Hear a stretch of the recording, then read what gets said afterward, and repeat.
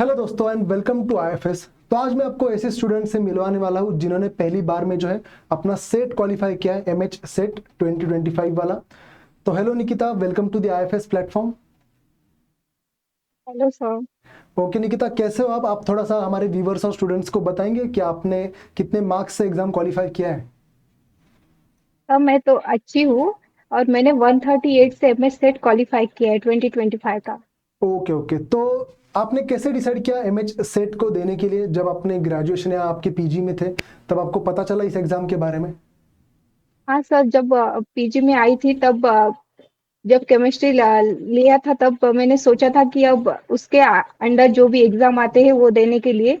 तो सबसे पहले महाराष्ट्र में रहती हूँ तो एमएस सेट ही दिया था। और हम्म। मुझे लगा था वो इजी भी होगा और इजीली क्वालिफाई भी हो सकता है एमएससी करते हुए। तो बिल्कुल। वैसे मैंने एमएससी में ही दे दिया था एमएस सेट।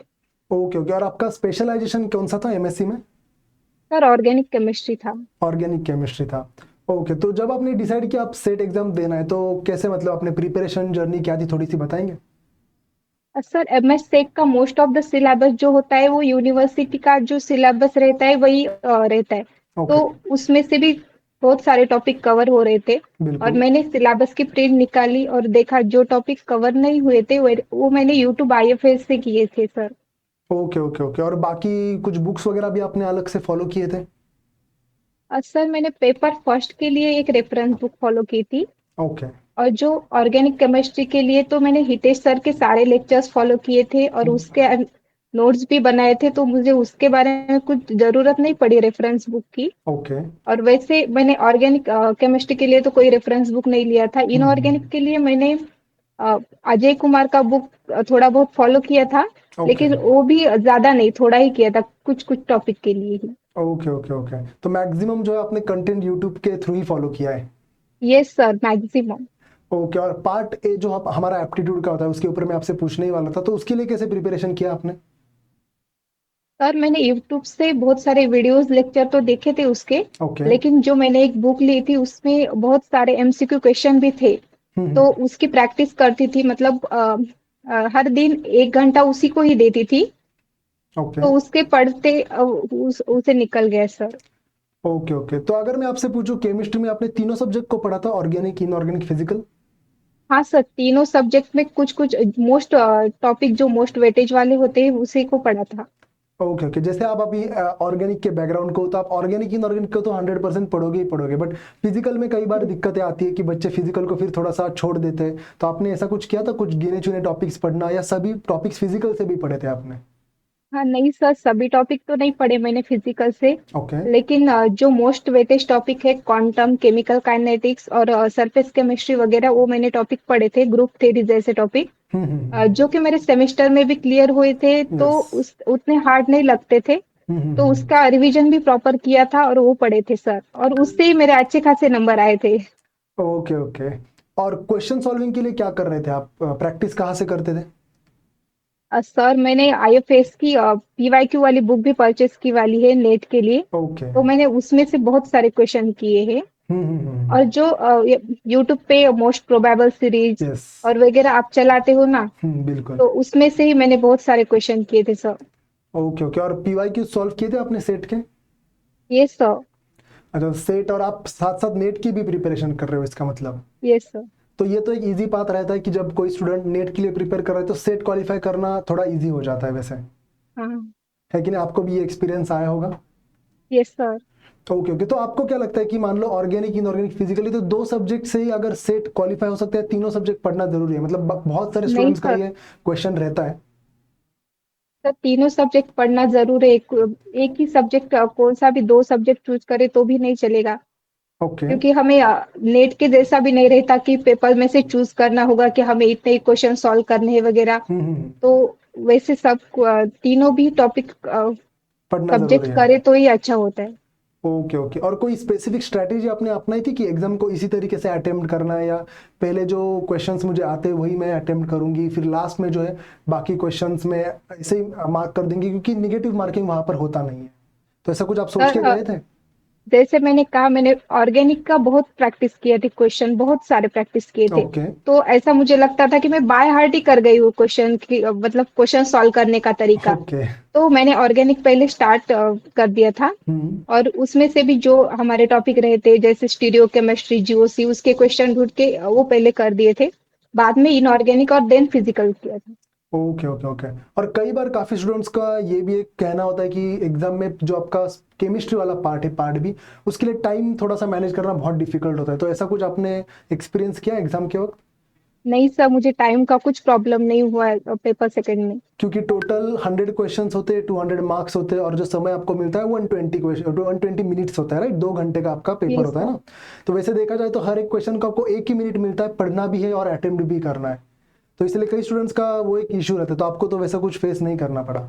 नहीं सर, मैं क्योंकि घर पे दो तीन पेपर सॉल्व करके देखी थी टाइम ओके लगा के। तो मुझे लगता है उसकी वजह से मुझे थोड़ा टाइम मैनेजमेंट में हेल्प हुआ। Okay okay okay. तो हाँ। एक्चुअल में अगर मैं आपसे पूछूं, सेट का टोटल प्रिपरेशन टाइम कितना होगा? मतलब आपको कितना टाइम लगा अगर आपको एक प्रिपेयर करना है सेट एग्जाम के लिए किसी स्टूडेंट को?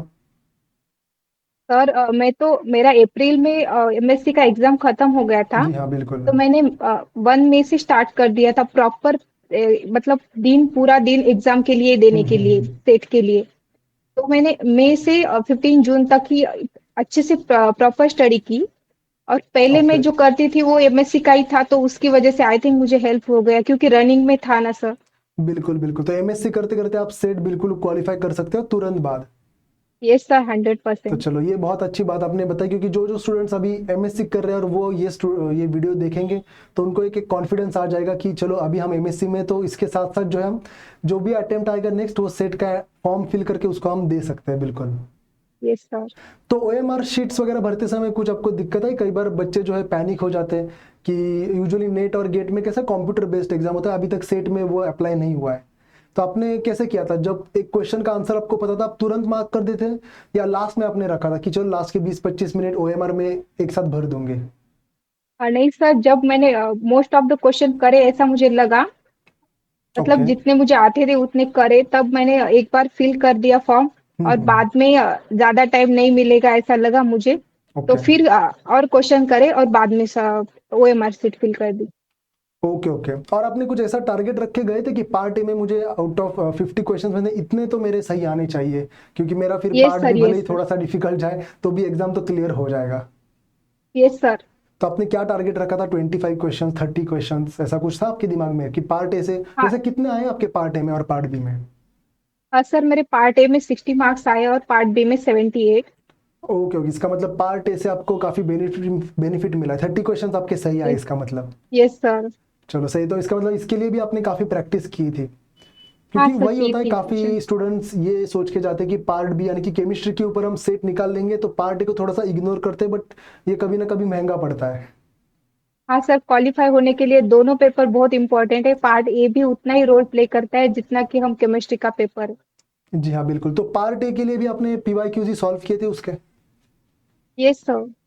Okay okay okay. चलो, तो अब आगे आगे आपका टारगेट क्या है? सेट तो आपने चलो क्वालिफाई कर लिया विद अ गुड नंबर, आगे आपका अब टारगेट क्या रहेगा? सर मेरा आगे का टारगेट दिसंबर नेट है और फरवरी वाला गेट है, वो गेट दोनों होगा। देने हैं गेट के तो मुझे। फॉर्म्स शुरू भी हो चुके हैं, हाँ सर। और अभी जो आने वाला सीएसआर नेट का एग्जाम होगा। तो वैसे आपका एम क्या है आगे? आप जाकर एज अ टीचर आना चाहते हो या as a PhD scholar? Sir मुझे तो प्रोफेसर ही बनना है, वही मेरा टारगेट है। Okay okay okay. चलो सही है। हाँ। तो एग्जाम से पहले किसी से बात की थी जिसने क्वालिफाई किया था, या कोई टीचर्स प्रोफेसर सेट एग्जाम से पहले, कि क्या मेरा यस सर, की रहना? थी। ओके। किससे? सीनियर्स थे आपके कोई या टीचर्स थे? हाँ सर, सीनियर सीनियर मतलब वैसे मेरे कॉलेज के वगैरह नहीं थे। ओके लेकिन आईएफएस के ही पहले स्टूडेंट रहे वाले एक मैम है, जिनसे मैंने बात की है, वो लाइफ साइंस के थे। Okay okay okay. तो उनसे आपको वैसे गाइडेंस मिला था? Yes sir. ओके चलो ठीक है। तो मान लो एक लास्ट सवाल मैं आपसे पूछता हूँ कि कोई एक नया स्टूडेंट जो अभी मास्टर्स में है, वो आपके पास आया और आपसे थोड़े से सजेशंस मांगे कि मुझे सेट का एग्जाम देना है अभी, तो आप क्या कुछ चीजें जो है उनको बताओगे मतलब? सर पहले तो जो एमएससी में स्टूडेंट रहे, उनको उनका जो एमएससी का सिलेबस है वो कंसेप्ट वाइज अच्छे से करना चाहिए, क्योंकि उसमें का ही बहुत सारा सिलेबस एमएस सेट को आता है। बिल्कुल। और पेपर फर्स्ट को बिल्कुल इग्नोर नहीं करना चाहिए, पेपर फर्स्ट को बहुत अच्छे से करना चाहिए, क्योंकि पेपर फर्स्ट भी रैंक डिसाइडर भी मतलब हो सकता है और उसी से हम क्वालिफाई हो सकते हैं। और हमें ऐसा लगता है कि फिजिकल बहुत ज्यादा हार्ड है, हमें नहीं आता, लेकिन हम प्रैक्टिस करें तो फिजिकल आता है। क्योंकि मुझे भी पहले ऐसा लगता था कि फिजिकल मुझसे नहीं होगा, यस। लेकिन सर मैंने क्वांटम वगैरह करा, तब मुझे पता चला कि नहीं, ये भी हो सकता है। जी हाँ, बिल्कुल, हर एक सब्जेक्ट को थोड़ा सा हमें टाइम देना पड़ेगा, उसके बाद जो है आप श्योर शॉट कॉन्फिडेंस से उन क्वेश्चंस को भी अटेम्प्ट कर लोगे। Yes sir. ठीक है, तो जो जो स्टूडेंट्स यहाँ पर ये वीडियो देख रहे हैं, एक बार इस चीज़ को नोट डाउन करें, भले ही आप ऑर्गेनिक बैकग्राउंड से हो या फिजिकल से, आपको कोई भी सब्जेक्ट को पूरा नहीं छोड़ना है। उसमें से एटलीस्ट जो स्कोरिंग वाले आपके सब्जेक्ट्स हैं, जैसे कि निकिता ने यहाँ पर बोला, एटलीस्ट उन टॉपिक्स को तो आप करके जाइए, क्योंकि एट देन उसका बेनिफिट आपको एग्जाम में ही मिलने वाला है। क्योंकि किसी भी, मान लो फिजिकल से 2-3 टॉपिक्स भी आपने अगर किए, तो उसमें से अगर मार्क्स आए तो आपको ऑब्वियसली वो हेल्प करेगा आपकी एग्जाम क्लियर करने में। तो आपका फर्स्ट इंप्रेशन कैसा था एग्जाम से, हॉल से बाहर आने के बाद? क्या आप यू आर प्रीटी कॉन्फिडेंट कि हो जाएगा? सर मुझे तो लगा था हो जाएगा, लेकिन जब मैंने आके पेपर चेक किया तो मैं बाउंड्री पे ही थी। ओके। तब मुझे लगता था कि कुछ मतलब क्वेश्चन से आंसर इधर रॉन्ग हो रहे, तब मतलब सेट की प्रॉपर आंसर क्या आएगी, तब 2-4 मार्क्स बढ़ जाएंगे, तब लगेगा। तो मैं यस, 100% श्योर थी ही कि मुझे लगेगा। एक सॉफ्ट कॉर्नर रहता है ना सर, हाँ बिल्कुल। अच्छे से हो गया था, अच्छे से स्टडी की थी, तो वैसे मुझे लगा था हो जाएगा, लेकिन पहले लगता था कि नहीं होगा। Okay okay paper okay. देखने के बाद फिर हो ही गया। चलो सही है, thank you so much, congratulation once thank you again sir. From the whole IFS team. जो भी थैंक आपको यू आगे सर। करना है जिंदगी में, आपके सपने पूरे हो, और आईएफएस की टीम आपके साथ हमेशा रहेगी। Okay, thank you sir. चलिए, thank you so much and happy learning. Thank you.